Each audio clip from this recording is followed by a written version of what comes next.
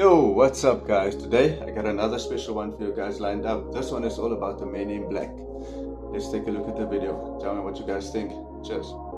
For decades, people have reported encountering these strange men after they witness a UFO. In many cases, they show up at witnesses' houses in vintage black cars to ask bizarre and intimidating questions. There's also something strange about them, as they appear devoid facial features or are often sickly pale and act almost robotic with their movements. It's said that these are either government agents or aliens trying to cover up UFO activity. That is why many believe. This is the first account of the real Men in Black. The crazy part is there's actual proof of it. This first incident happened in 1947. Charles, his son, and his dog were on a boat when suddenly they saw 6 UFOs fly by them. But there was an even bigger problem. One of the UFOs was flying lower than the others when suddenly, boom, it exploded and lava-like materials started flying everywhere. It unalived the dog and injured the kid's arm. The very next day, Charles is confronted by a man in black at his home, telling him that if he says anything to anyone, he and his family will get hurt. What's even stranger is that the Army and the FBI are fighting over jurisdiction. The Army ends up sending 2 pilots, and once they get there, their jet explodes into tiny little pieces. Let me just pause there quickly. Who of you guys believe in the Men in Black? Man, we all saw a lot of videos, conspiracies about the Men in Black and alien cover-ups. What do you guys think about it? Let me know.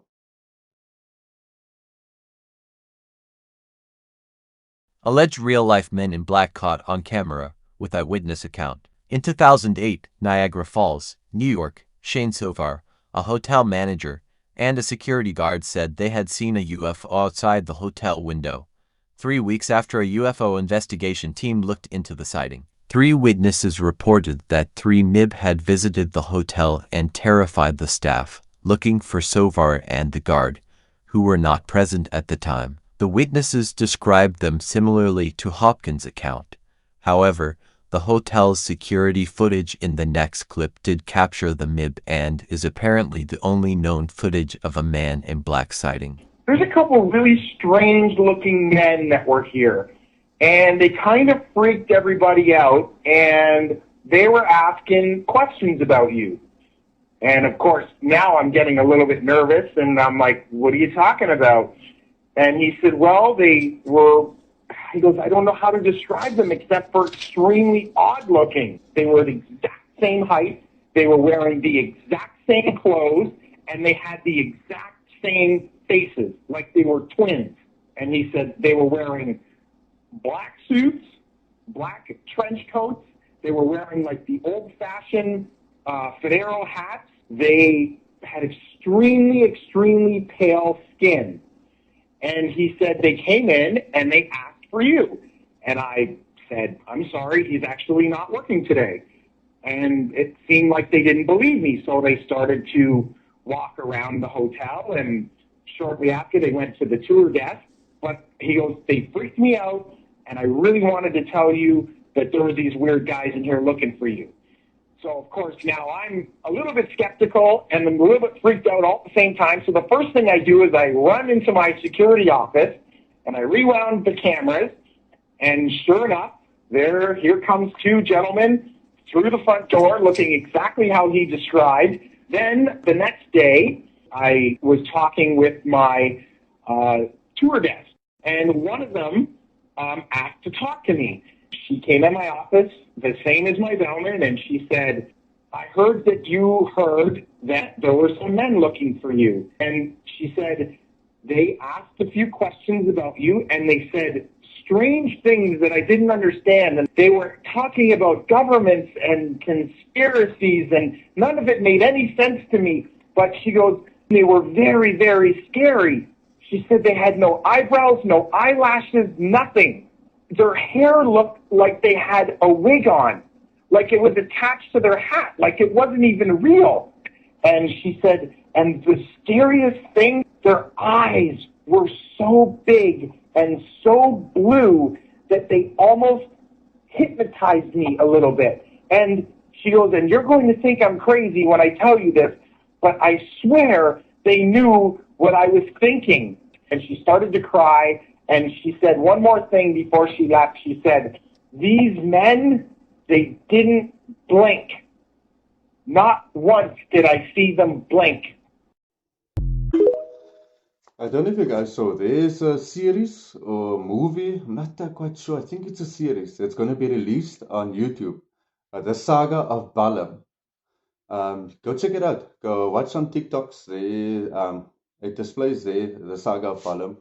Then you'll see the Men in Black is also in there. So someone knows about it, but the person who's creating that Saga of Balaam, obviously, he's onto something. And I think I'm looking forward to it, to be honest with you guys. I'm looking forward and I can't wait to watch it. Oh, it's going to be exciting. Did you know that some people believe the world is secretly controlled by shadowy figures known as the Men in Black? These eerie men are said to appear after UFO sightings or strange encounters, dressed in black suits, their faces cold and expressionless, their voices flat and unnatural, like they're not quite human. They show up without warning, often in the dead of night, their black eyes staring with an unsettling intensity, telling witnesses to forget what they've seen or face terrifying consequences. A heavy, unnatural silence fills the air around them, and those who meet them describe a bone-chilling fear that grips their very soul. Some believe they're government agents sent to bury secrets about extraterrestrials. Others think they're something darker, from another world entirely. Strangely, those who see the Men in Black often disappear, leaving behind nothing but a lingering sense of dread. If these figures came knocking at your door, would you dare to answer? If you stare at your reflection long enough in the mirror, it'll start to stare back at you. What I mean is, it'll literally move different than you, and it might even start a conversation. I'm not exaggerating, this isn't a metaphor or a joke. The mystery of the magic mirror is a secret that's been long hidden by the secret societies. Some of these societies refer to the ritual simply as memento mori, which means remember death. This exercise isn't for everyone, but I promise you, if you stick with it, your mind will be blown, and you will have my first key to the apocalypse. I'm going to tell you how to do this practice, but first I want to give you a warning and an explanation. First off, when your reflection starts to do things that you're not doing, and even starts a conversation with you, I want you to ask yourself, who is that? Is it God? Is it the devil? Is it you? Or is it the universe itself? The key to understanding what this place actually is lies in understanding what starts to talk to you and move differently than you in the mirror. This experience is going to change your life by shattering your foundations of understanding of this reality. If successful, it will unglue you from your perceptions and open you up to the real world. You may even begin to dream awake. Ooh, I just gave you a hint. So here's my warning. Many people who have done this have had their consciousness shattered, and it took a very long time for them to recover. So you perform this ritual at your own risk. Late at night, preferably alone, I want you to go into a room with a mirror. Turn off all the lights, but get yourself a candle. Light the candle and put it to your left side. Make sure the candle is positioned in such a way that both sides of your face are dimly lit. I want you to stand about a foot away from this mirror and stare directly into your eyes or in the middle of your nose. I want you to start taking deep breaths and relaxing. Don't anticipate anything happening. Just let yourself go, be calm, breathe, and let the process unfold. It may take a couple of attempts, or it may happen the first time. First, your face will disappear. Try not to focus on any given point. Unfocus your eyes. You'll see a shadow across your entire face. Then, your face may morph into various characters. I got a tiger face first. Then I turned into a caveman, then a gray alien. This was very vivid and real. It was unmistakable. When I pushed past the fear and amazement of that, my face eventually returned to normal. This is when you have to wait a few minutes and be patient. The next thing, I will not tell you what happens. You'll have to see for yourself. Once you're done, be sure to come back to this video and comment what happened. This is the beginning of the realization of what this place actually is. This is a key to the apocalypse. You're welcome.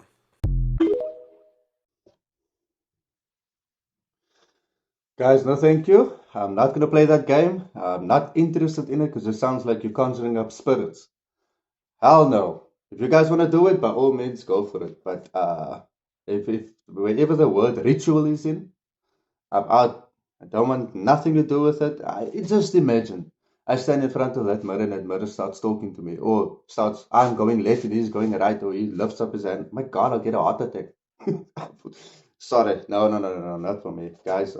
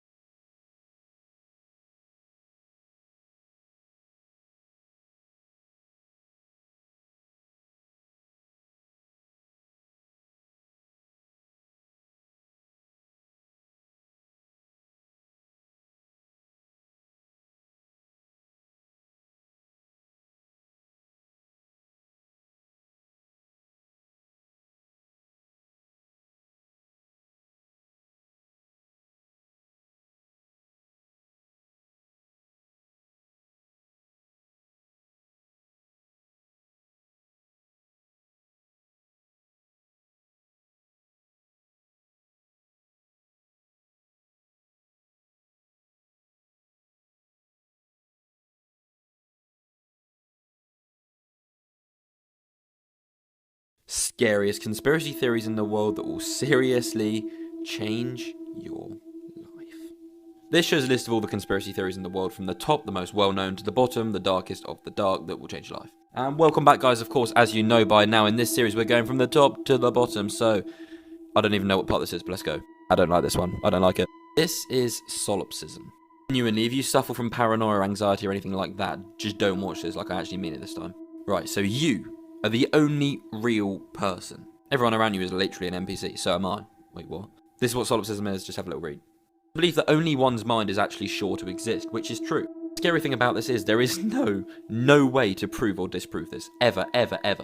So everything around you is fake, everybody around you is fake, only you are real. When you look at things, when you turn around, things just spawn in. But you are completely alone in this place, and everybody is just your brain's way of making you not feel so alone. Boom. Mind blown. See you in the next one. Nah, I don't believe that one. Sorry. There's a lot of things I do believe, but there's also a lot of things that I take with a grain of salt. So that's one of the things, sorry, I can't agree with that. What do you guys think? I only realized what Black Mirror means like last week. So Black Mirror, we know it's that show about like technology, dark things happening with technology, right? A Black Mirror is every piece of technology we have. This is a black mirror. Yeah, when it's turned off. A TV screen is a black mirror. Yo. A computer monitor is a black mirror, bro. Yo, these are black mirrors. That's what it means. Now, check this out. Now it goes to ancient, not even ancient, but just like fairy tales. Mirror, mirror on the wall. We ask the mirror for advice. We ask the mirror for what to do. Yeah. Now we almost worship not a clear mirror anymore, but the black mirror. And maybe that vibe of it, you know, maybe there's something there that it's almost like too romanticized, like fairy tale. It sounds, it sounds so fairy tale, right? That's scary though. Like mirror, mirror on the wall. Goes back to the part where that guy said, "See yourself in the mirror." Those goes hand in hand together. Maybe there's something we don't know, and I don't want to find out.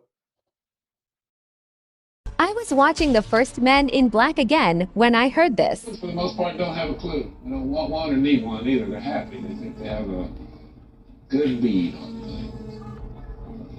Well, why a big secret? People are smart. They can handle it. The person is smart. People are dumb, panicky, dangerous animals, and you know it. 1,500 years ago, everybody knew The Earth was the center of the universe. 500 years ago, everybody knew the Earth was flat. And The 15 Earth minutes was ago, what? you knew that people were alone on this planet. Imagine what you know tomorrow.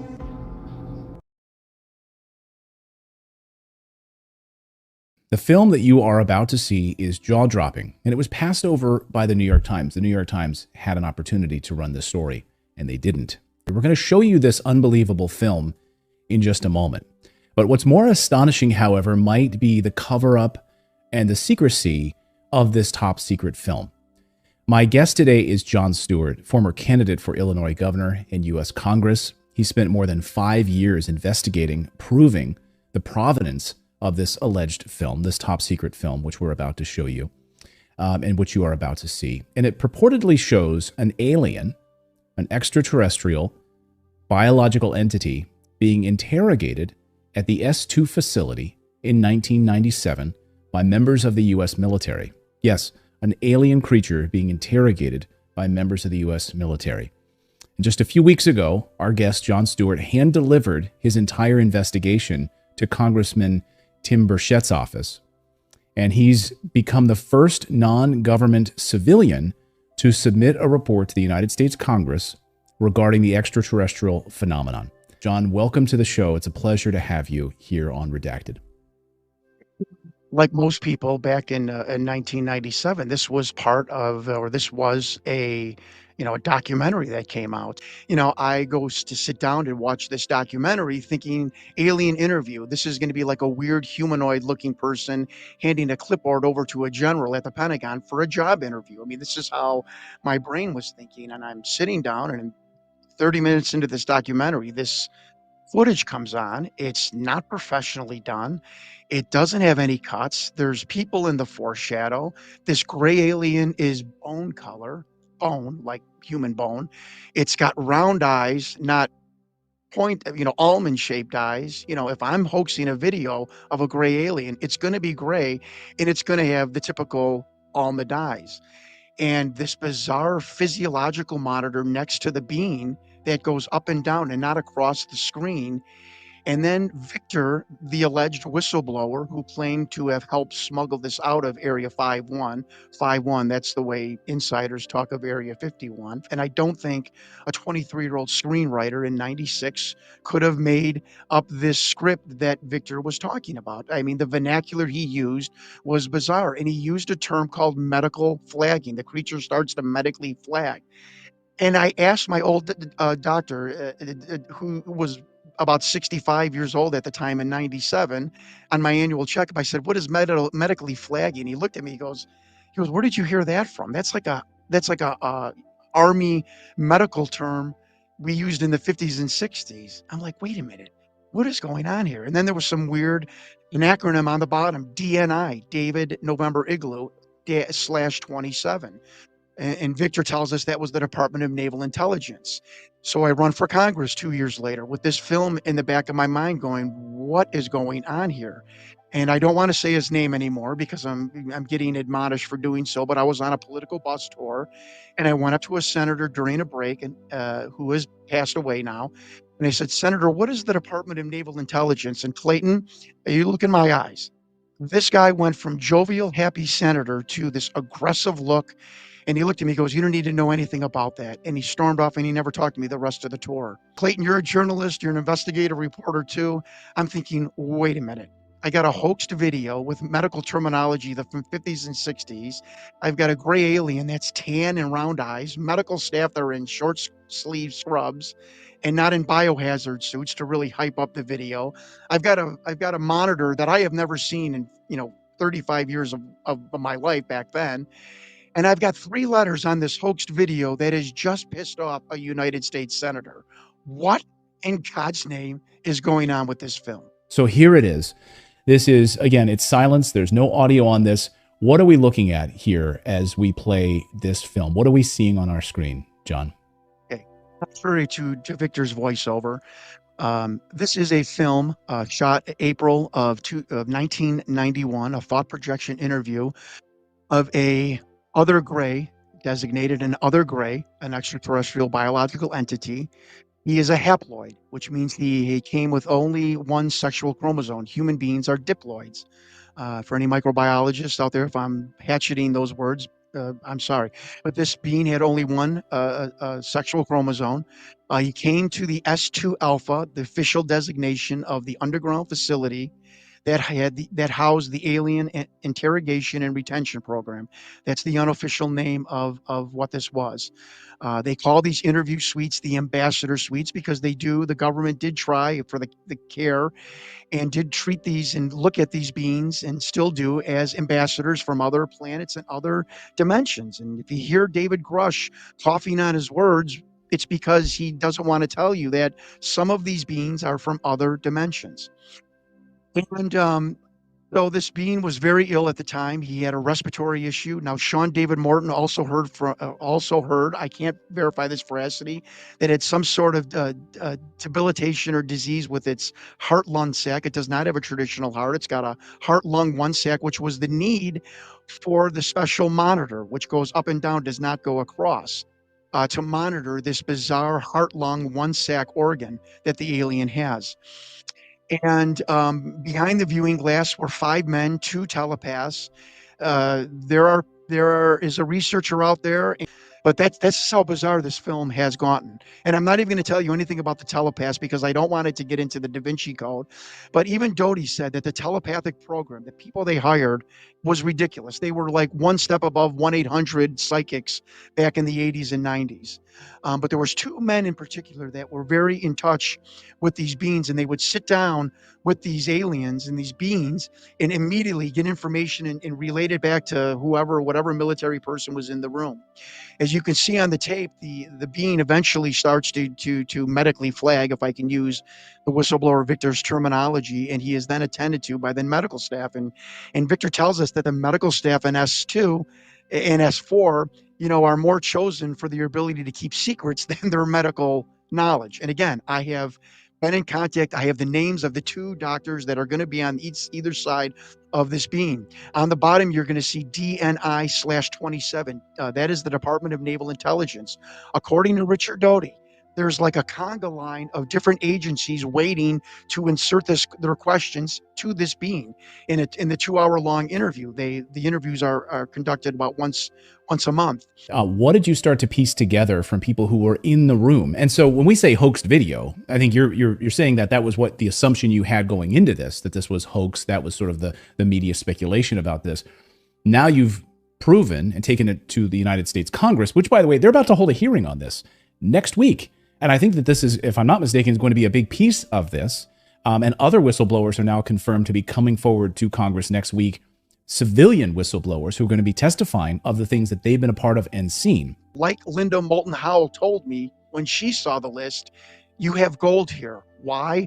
No one has ever heard of these people before. And like Linda said, and these people are on Google and are real. And I said, yeah, they are. And she said, son, you got gold here. And so I got the list of names, but I know investigative journalism. That wasn't just enough just to have the names. I mean, come on, that's ridiculous. So I started to vet every single person on the list.